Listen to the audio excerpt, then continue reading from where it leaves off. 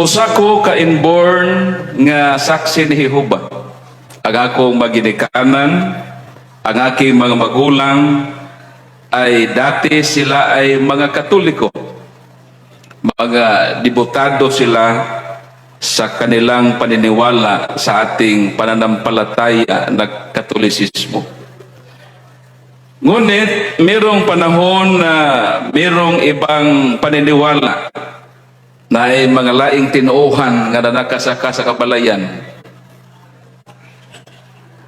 Lagi kitang magkatoliko, dili man tagyod ingon nga makadipinsa sa atong tinuuhan, mautong sa ulahi ang ako maginikanan na dalagyod sa saksi ni Jehova. Siya may kabuok igsuon, ang 5 na bunyagan sa pagkakatoliko, kaming 4 na bunyagan sa saksi ni Jehova. Since my childhood, my ambition is to be a good lawyer. Apan lahi ang tinguha og damgo sa akong ginikanan, sa akong kinabuhi. Gusto nila nga mahimo ko nga usa ka ministro sa saksi ni Jehova. Dahil sa aking malaking paggalang sa aking mga magulang, sinunod ko ang kanilang kung ano ang pangarap nila sa aking buhay. I submitted myself kung unsa ang damgo ug tinguha sa akong ginikanan, sa akong kinabuhi. Mao nga at age of reason, gitrini ako dito sa EBSA. EBSA, International Bible Student Association. Usa ka Bible institution founded by Pastor Russell in the year 1872. Isang sistematiko na pag-aaral ng Biblia. So dito ko 18 years para mahimong usa ka batid nga ministro sa among tinuuhan nga saksi ni Jehova. Okay, ang akong maginikanan ilamang damgo og tinguha nga ako mahimong ministro. Mao nga ako nagnuotan sa akong pagkaanak. Sa pagkatinuod, dili ko kabayad sa ilang kaayo og pagpangga sa akong kinabuhi. Mao nga nahimo ko nga usa ka aktibo nga ministro sa saksi ni Jehova. Og nakatukod ko og siyam ka mga simbahan sa saksi ni Jehova, kanang bag-o gyud nga design nga Kingdom Hall karon inyo makita.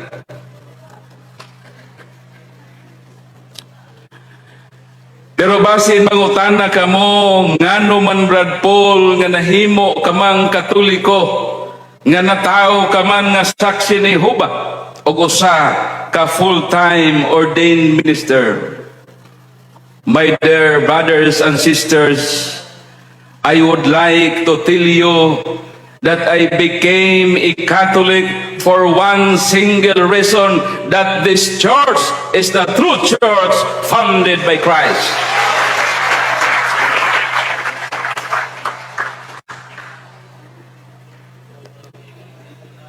Pero unsa man gyud ang sinugdanan ngano nga ako nakumbirti man sa atong simbahan nga Katoliko.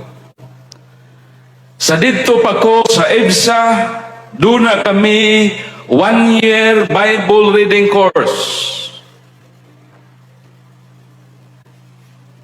Nabasahon namo ang tibuok Biblia within a period of 1 year.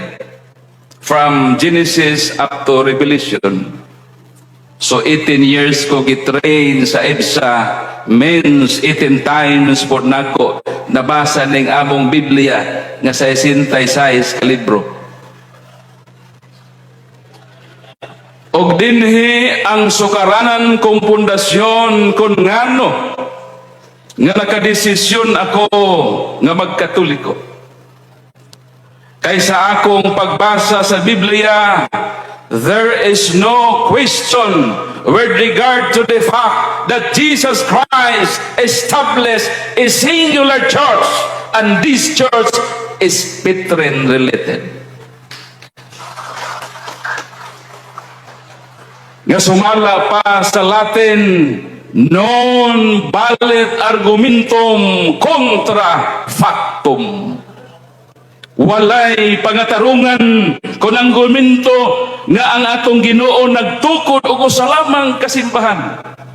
Dili nato masupak nga ang atong Ginoo nagtukod og usa lamang ka iglesia.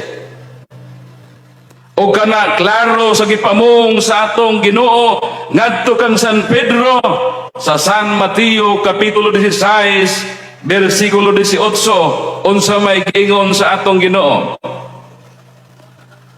Toes Petros et superhang Pitram aedipicabo ecclesia meam et porte infere non prevalebon adversos eam.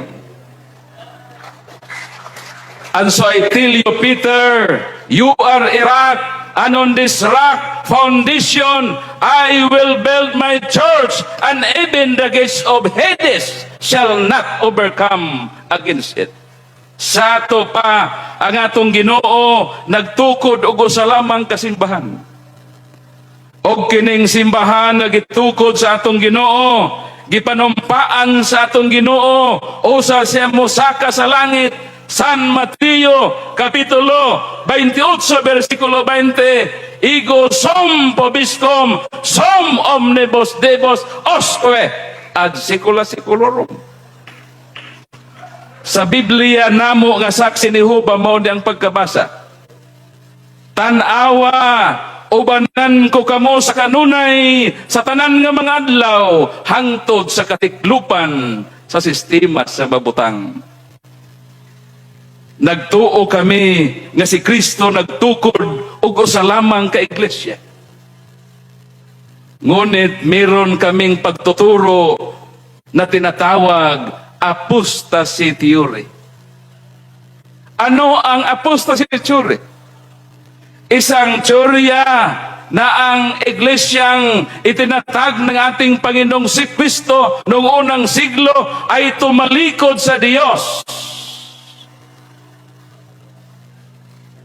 Pagkatapos pumanaw ng mga apostoles, human nga nangamatay ang mga apostoles, ang simbahan na anod sa dakong bulog sa sulog sa apostasiya. Mao nga si Russell, usa ka-anointed Christian, sa dihang nakaplaga niya nga ang simbahan ay tumalikod na sa kaniyang dalisay na turo, ibinalik ni Russell. Kaya tinatawag namin si Russell na siya ang nag-revive, siya ang nagpasiguli sa simbahan. Pero dili sold out sa ako kining doktrina o pagtuo nga ang simbahan na apostasya.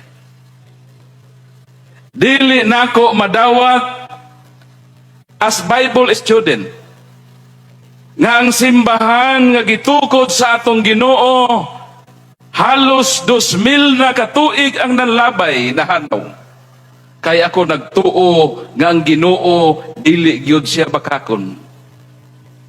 Sa Josue kapitulo 23 bersikulo 14, way mga pung nga nangguwa sa atong Ginoo nga nangapalpak ang tanan nagatuman. Unsa may gisaad sa atong Ginoo nga ang simbahan nga yang gitukod dili madaog bisan pa sa kamatayon kay ubanan sa atong Ginoo sa tanan nga mga adlaw sa iyang paglawig diha sa laot sa kasaysayan. Mo nang dili nako madawat ang doktrina namo nga protestante ng simbahan na hanaw. Ang simbahan nga gitukod ni Kristo anyo 33, walay adlaw nga wala ubani sa atong Ginoo, iyang giubanan hangtod nining magutloa ug iya pang pagaubanan sa panahon nga palaboton. Kaya Ginoo nga atong gisangyaw, Ginoo man nga matinud-anon og dili kabalo mupakya sa iyang mapanumpa.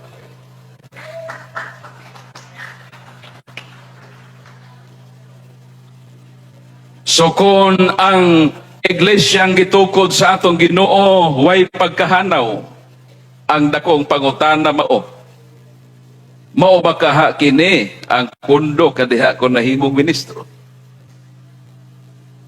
Kinahanglan nga masayod ko sa tubag. Mao nga ako may proceed sa pag-estudyo og religion and history. And my dear brothers and sisters, I was sad to find out that Jehovah's Witnesses, according to the voice of history, established in the year 1872. Kaniadtong anyo 1872 hangtod niining tuig 2015 aduna pay 7 ka pangu ang saksi ni Jehova. Ang una mao si Pastor Russell, Charles T.C. Russell. Ikaduha si Judge Joseph Franklin Rutherford. Ikatulo si Nathan Homer Nor. Ikaupat ang usa ka Bible Greek scholar nga si Frederick William Franz, ug ang ikalima si Milton Hingel, ikaunom si Max Larason, ug ang presente si Lawrence Weber. Sa ato pagikan sa anyo 1872 hangtod niining tuig 2015 aduna pay 7 ka pangu ang saksi ni Jehova. Nga kung atong pangutan-on ang atong pinangga nga makaigsunan nga mga saksi ni Jehova gikan sa anyo 1872 pabalik sa anyo 33 tubago nila ang pangutana kung naglungtad sila tudlo imikin sa inyong pangu. Apan magkalisod ang akong pinangga nga makaigsuunan nga saksi ni Jehova sa pagtubag, pagpresentar kung doon na ba'y pangulo ang ilang simbahan ni ining mong period of time. So therefore, I came to the conclusion that Jehovah's Witnesses is not the true church founded by Christ.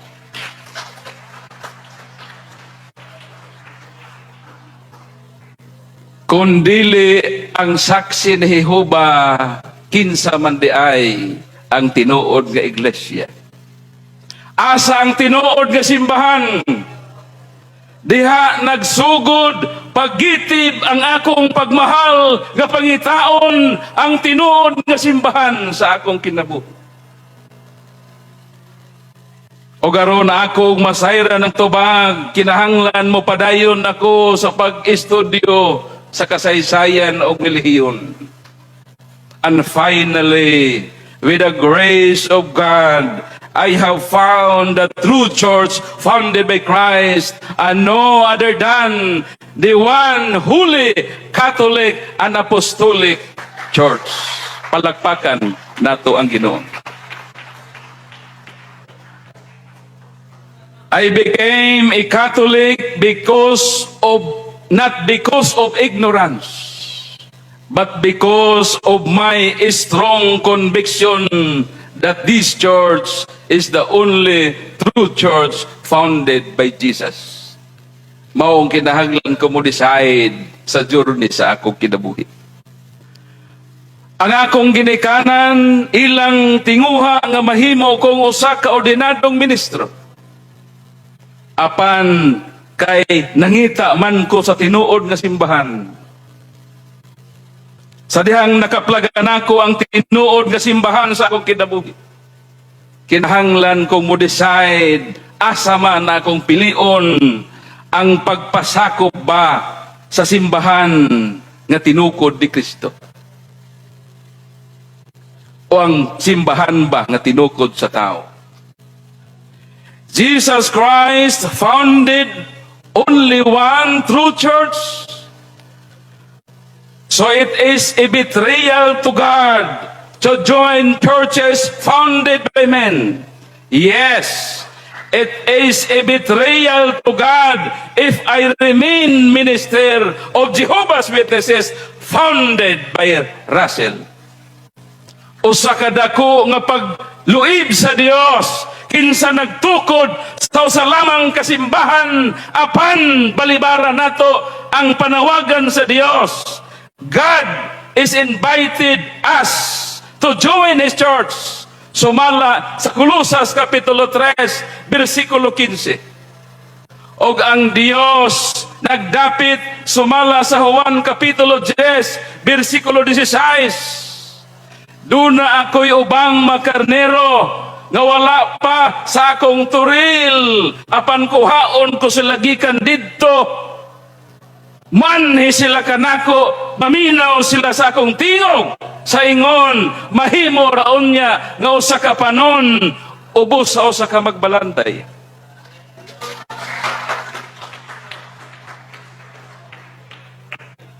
Mao nga usa ka pagbudhi sa panawagan sa Ginoo, kun dili kita mutubag sa pagtapit sa Dios nga makikiusa na nang usa lamang kasimbahan nga iyang gitukod. So kinahanglan mo decide ko magpasakop bako magpabilin nga magpasakop sa simbahan nga tinukod lamang tao o magpasakop sa simbahan nga tinukod ni Kristo. Kung kamo kahain akong pangutan-on unsa may inyong tubag, doon ako'y bata nga gipangutana 8 anyos.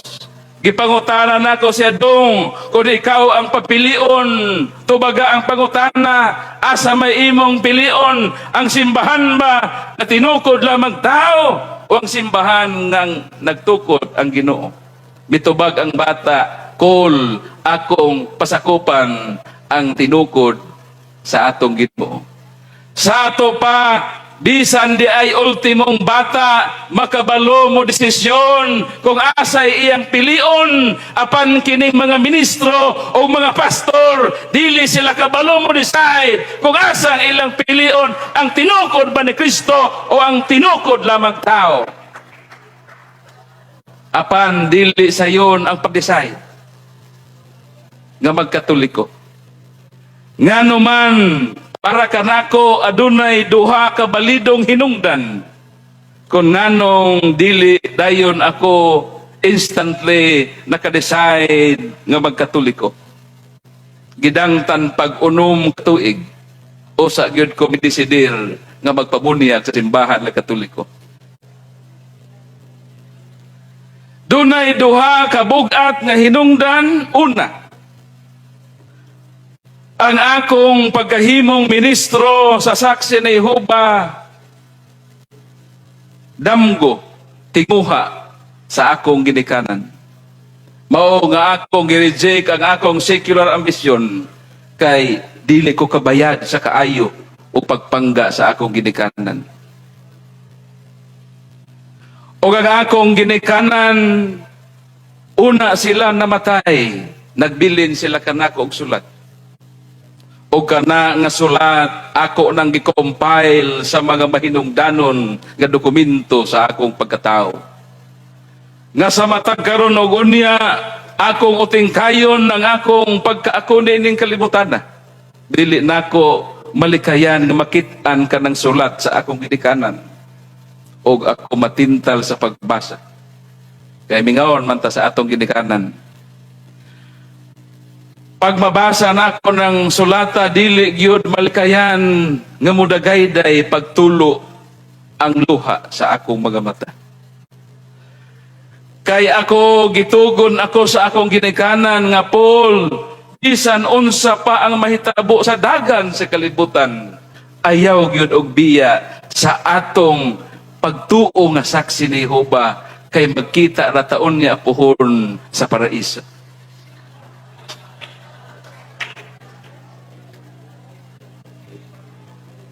Para kanako malisod ang pagdisobey sa akong ginikanan kay kaming mga saksi gitudluan mi.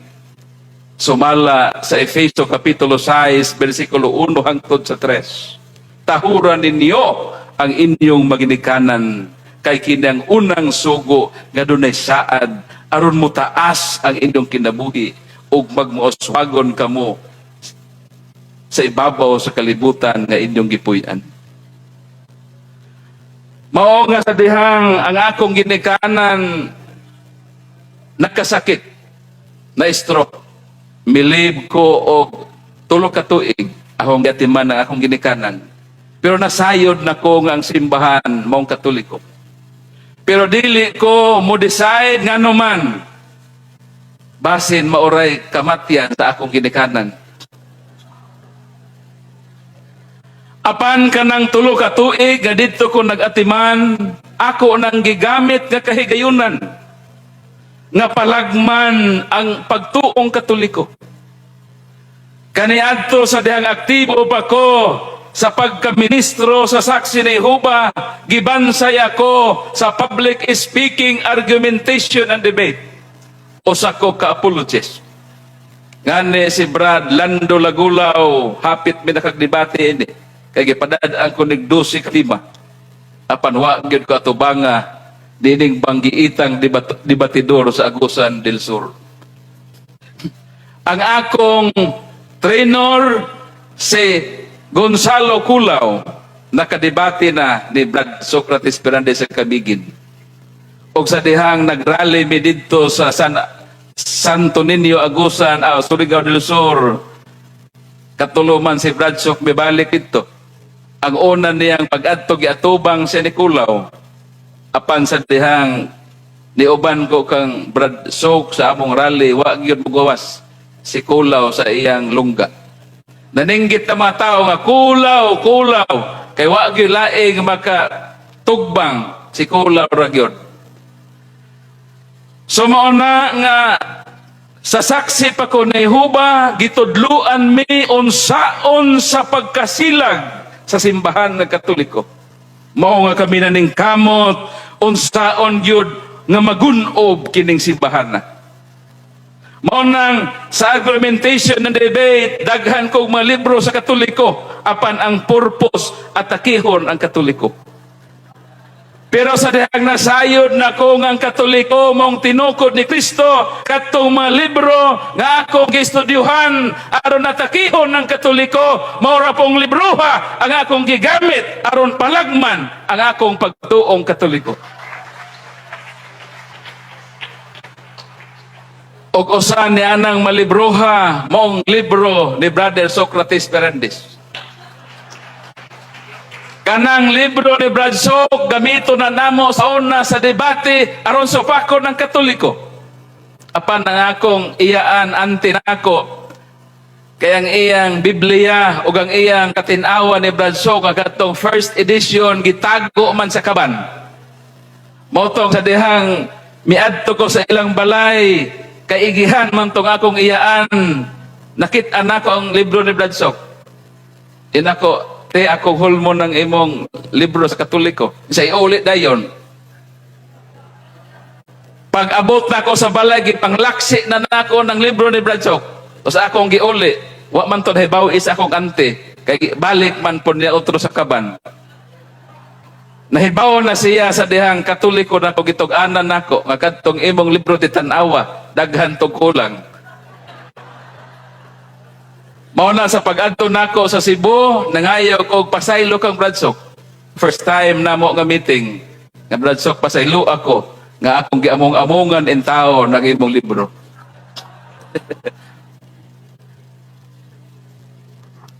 So malisod ang pag-decide nga magkatoliko tungod sa unang katarungan nga ang akong ginikanan, nagbilin sila og sulat nga di gyud ko mobiya. Ikaduhang katarungan mao nga maayo naman akong kinabuhi. Nganong muanha man ko sa Katoliko, ako mang isugal ang akong establisado nga kinabuhi, nga wa man ko kasayod, unsa kasiguro ang akong kinabuhi sa Katoliko. Mao ka na hinungdan ngano nga ang mga pastor bisan nasayod sila sa kamatuoran, dili sila mobiya. Kay naa sila yung mga anak nagpa-eskwela o magkatoliko sila, asa man sila padulong, wa may programa ang atong simbahan nga makapadayon sila sa ilang ministry. Unwelcome kaming mga Protestant. Wala kami gi-welcome sa atong simbahan. Wa kami ninyo imbitahan nga magkatoliko. Kami ang decide nga magkatoliko kay nasayod mi kakining simbahan na tinukod ni Kristo.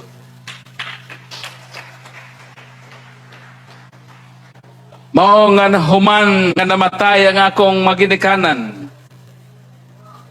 So dito ko nagsugod nga modesidir na sa akong kinabuhi nga magpabunyag sa simbahan na Katoliko. So niadtong Mayo 29, 2011, sa dihang nasayran kini sa mga Protestante nga ako mibiya na sa among tinuhan nga saksi ni Jehova ug nagkatoliko, ila kong gibisitaan sa balay, mamisita ang mga iglesia, ang mga Sabadista, ang mga Baptist, mga born again. Ilang gi-question ang akong desisyon kung nganong nagkatoliko ko. Moingon ang mga iglesia kay subscriber man ko sa Pasugo. Tanan nga Pasugo na ako'y kapi. Kaya amo itong gamiton sa debate. Maukadto nga muanha ang mga iglesia, moingon sila nga Brad Paul sa kadaghang relihiyon, nganong Katoliko pamanggyon ang imong gisudlan. Nganong wa naman lang ka mag-iglesia, nga subscriber man ka sa Pasugo, gitumboy na ko sa iglesia. Nindot may simbahan, sa panahon sa among pagsimba, formal o solemne, nga naman, kayang unang maabot mo lingkod sa atubangan, pag humana po sa simba, ang pinakaulahi maoy mugawas. Pero karon tao-taon o banglakaw, ta magkayaga o atong agi. Tanawa Brad Paul ang kinabuhi sa Katoliko, unsa sila kabadlonganon sa atong katilingban. Mao ba na ang katawhan nga imong pakigduyugan? Maura na ang mga ila kong gidiscourage sa akong desisyon nga magkatoliko. Apan, aron ilang masabtan, mukuha ko og bato dito sa akong natad. Og ni ay bato nga akong gidala, imagine na lang ninyo ni nga gold. Ako sila hatagan og analogy. Kining tinuod nga bulawan, ako ning ilabog sa kanal. Pagkataon-taon akong puniton og usab, nabulit kini sa tuman kahugaw galapok. Ang pangutana mao kini, kining tinuod nga bulawan nga nabulit sa lapok, ang pangutana tubaga, nahanaw ba ang iyang tinuod nga pagkabulawan? Tubag Brad, nahanaw wala? Wala siya mahanaw. Maura po ang simbahan nga Katoliko, bisan misambog ka nato ang dautan nga mga tao, dili makadisproy ba sa kamatuoran nga kinimong tinuod nga simbahan. Kining isa ka fake ni nga gold, dili ni tinuod. Unsay himuon sa mga mangingilad aron patuuhon ang usa ka tawo nga kini tinuod nga bulawan, ilang limpyuhan pakintabon daw sama sa bulawan. Apan ang pangutana mao kini, nakahimo ba kung ato bang limpyuhan ang piki nga bulawan, pakintabon daw sama sa bulawan, nahimo ba ning tinuod nga bulawan? Wala mahimo nga tinuod nga bulawan. Mausab ang mga simbahan sa Protestante, bisan paunsaon nila pagbinuotan, iungat pa nila ilang panagway sa sigig simba-simba, dili makapahimo ng ilang simbahan tinukod sa atong Ginoong Kristo. Kung daghan man dautan nga Katoliko, dili ka na makadestroy ba nga kining simbahana mong tinukod sa atong Ginoo. Kay sa sulat ni Propeta Jeremias, Kapitulo 5, versikulo 26, miingon ng atong Ginoo, daghan daotan sa akong katawhan. Kinsa ang katawhan sa Dios? Kanang daghan daotan. Palakpakan nato ang masipdi nga parahubog. Palakpakan nato ang masipdi nga mananapaw. Nakatabang kamo sa pagpruiba nga kining simbahana mong tinukod sa atong Ginoo sa Kristo. Apan pagbag-o na intawon mo, maulaw mo sa mga pastor nga niya sa atong simbahan.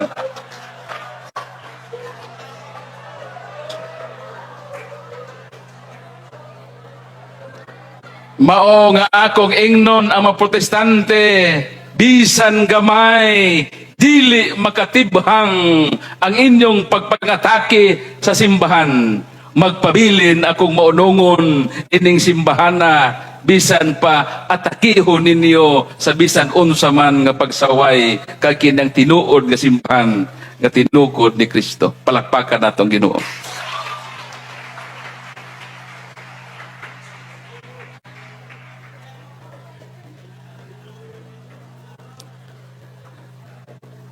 Sa akong pagawa sa among tinuohan nga saksi ni Jehova, dili sayon. Kay nagpasabot ka na nga imong i-reject ang imong kinabuhi. Nga establisado na. O gidang tanggod og unom ka tuig una ko decide.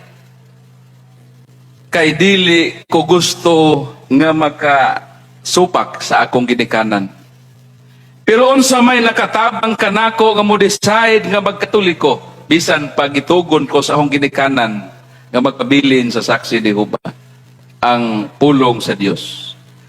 Matod sa atong Ginoong Hesukristo sa Mateo kapitulo 10 bersikulo 37. Si bisan kinsa nga dunay labaw nga gugma sa iyang amahan ug sa iyang inahan kay kanako, dili takos nga mahimo nakong tinun-an. Sa ato pa sa paghimo nato mga desisyon, dili nato pwede ikompetensya ang atong mga ginikanan, ang atong minahal sa kinabuhi sa Dios. Dili nato ikompetensya ang Dios sa bisan kinsa man nga gimahal nato niining kalibutan. Acts chapter 5 verse 29, we must obey God first rather than men. Unahon nato pagsugot ang Dios, inay kay ang tao. Mao kini ang nakahatag kanako nga mo decide gyud ko nga magkatoliko bisan supak pa ang akong ginikanan. Og may tungod sa akong establisado ng kinabuhi, mingon ng atong Ginoo sa San Mateo kapitulo 10 bersikulo 39. Si bisan kinsa nga naninguha nga makabaton og seguridad sa kinabuhi, mawad-an niini. Apan si bisan kinsa nga mosugot nga mawad-an sa seguridad sa iyang kinabuhi, makaangkon hinuon niini. Mao nang bisan pamawad-an ko, magkalisod-lisod ko sa dihang magkatoliko ko, kay dili man ko welcome sa atong simbahan. Ako nagtuo sa mapung sa atong Ginoo sa San Marcos kapitulo 10 bersikulo 29 hantod sa 30. Walay nagabiya sa iyang amahan o sa iyang inahan o sa bisan unsa man nakabtangan niya kung propiedad tungod og alang kanako nga dili makabaton og usa ka gatos ka pilo nining kinabuhia o kinabuhi nga walay katapusan sa umaabot. Mao nang bahalag mag-antos basta ni ako sa tinuod nga simbahan. Og lisod ang pag-adjust. Nagikan ka sa full-time nga imong ministry, dayon back to zero ang imong kinabuhi. Dayon sa Katoliko, unwelcome ko. Dili ko dinapit sa simbahan nga Katoliko. Ngani, kanos ako nabunyagi. Mayo 29, takna sa alas 4. Ngano man, nga nahapnan man ko. Kaya nga among kura paroko, mubalhin na dito sa lingig. Kaya siapol man to. Iyon ko nga, Monsenyor, usa ka mulakaw. hatagi ko sa sakramento sa bunyag. Og di naman kabalibad ang maong Monsenyor, mo nang iya kong gibunyagan, ako ang kinakatapusan nga iyang gibunyagan, usa siya mo adto sa parokya sa Lingig, Surigao del Sur. Kay taga Barubo raman ko, ba't ay taga Mangagoy dire? Kay hands up daw ako ng mga kauban. So mao to ang akong kinabuhi. Kay unwelcome man ko sa simbahan, mo nang asa man ko padung. Ang mga saksi ni Jehovah, kung magsugat mi sa daan, mulikay na sila. Kay giisip man ko nila nga traidor, nagluib ko sa among tinuuhan, ug mao na ang pinaka dili maayo nga himuon sa usa ka saksi ang pagbudhi sa iyang tinuuhan. Ang akong kaso is apostasy. Nga apostasya ko nga pagkatao. Mao nang magsugat mi sa daan, mulikay sila. Labi na ako'y krus at tubangan, mangdagan sila. Kay mahadlok man sila o cross, ngano man sa among Bible nga New World Transition, gikuha ng cross, giilisdan o istaka. Mo nang tulid. Mo na siguro usahay mangdagan sila kay naidakong cross sa ako atubangan. Apan sa pagkatinuod, gihigugma nako ang akong makaigsuonan nga saksi ni Jehovah. Nga kung makita ako sa saksi ni Jehovah, magdugo ang akong kasing-kasing nga numan naa sila sa simbahan nga dili tinukod ni Kristo, apan sinsiro sila sa ilang pagpanadisyo. Masakitan ko nga maglantaw sa mga saksi nga grabe ang ilang pagsakripisyo sa usa ka simbahan nga tao ray nagtukod. Apan mas masakitan ako nga mutan-aw sa Katoliko nga niya sa tinuod nga simbahan, apan nagpatuyang sa iyang daotan nga kinabuhi, labi na ng Katoliko nga hakuton sa mga born again. Kay libre dito ang paniudto, pagpanguli, pabaonan og isa ka kilong bugas og 3 ka buok noodles. Labi na og pakapinan pa og sardinas, talikod na dayon sa iyang simbahan nga Katoliko. Mao ka na nga kamo nga mga Catholic faith defender, inyo kining katungdanan ang pagpalipod sa atong simbahan nga Katoliko, nga malig-on ang atong makaigsuonan nga Katoliko. Sa saksi ni Jehovah wala ko maka-feel og Holy Spirit. Kaya ang among Holy Spirit is not God. Dili po siya person, active force of God ra. Dayon, kaysa charismatic, magsige man may alleluia, kana ra pod nga time nga nakasinggit kog alleluia, nga naman sa among Bible, wa na may alleluia. Gilisan man og praise Jah. Urihin si Jah. Daiga si Jah. Wa na kay mabasa diyang alleluia. Kay gilista na sa New World Translation. Mao nga sa pag-praise and worship sa baptism of Holy Spirit, brakog nag-wild. Inako, Lord, kinsa maning naniala sa akong lawas. Grabe gud ako nga pag-praise sa Ginoo. Dayon milutaw ko. Paglutaw, milagbas ko dito sa atop. Nakaabot na ko sa panganod, mahadlo ko mumata, kay basin gud og tinuod, mahagbong ko. Dayon ang ako daeng nadawat is gift of vision, usa ka panan-awon. Pag nakaabot ko sa maong kahimtang, nakatulog ko diha sa tiles. Mga 5 minutes ko nakatulog, gipukaw ko ni tatay, pag human na, ako na may lang nakatulog, ang uban naglakaw na. Mangutan na moon say akong nakita, nakaabot ko sa kahimtang nga tuang ako maginikanan, nangayo sila sa pagampo kanako. Nangayo sila og paghalad sa mga pagampo nga dili sila hikalimtan. Sa dihang nahimo kong Katoliko, atuon ko sa ako mga best friends, mayon sila nga, Paul, kung buhi pang imong mga parents, dili sila malipay nga nagkatoliko ka. O gibati nako nga sad-an ko tungod kay akong gibudhian ang akong ginikanan. Pero ako ra pod ang mo comfort sa akong kaugalingon nga Lord. Ang ako mga parents dili ko 100% ka na langit. Og labaw na gyud nga di ko motuog na impierno to. In the sense nga nagpuyo sila sa matarong nga kinabuhi. Gipuy-an nila ang balaan na kinabuhi sa ilang pagpuyo nining kalibutan. So ako sa akong kaugalingon gituohan nako nga naa sila sa purgatorio. O kung naa sila sa purgatorio, wala siya masuko sa akong desisyon nga magkatoliko, hinunua malipay sila nga nagkatoliko ko ngano man. Kung tuwa sila sa purgatorio og nahibaw sila nga magkatoliko to ko moingon sila nga tama si Paul nga nagkatoliko kay ni ami sa purgatorio bakakon ang saksi kay nag-ingon way purgatorio og kami nga saksi ni Jehova ang pinakalisod patuhon og purgatorio ngano man wa gani may impierno labi nag purgatorio. Mauna nga sa dihang nakaseminar ko nakaiyon ko nga naagyo na purgatorio. Dayon na akong pagkakatoliko lahi.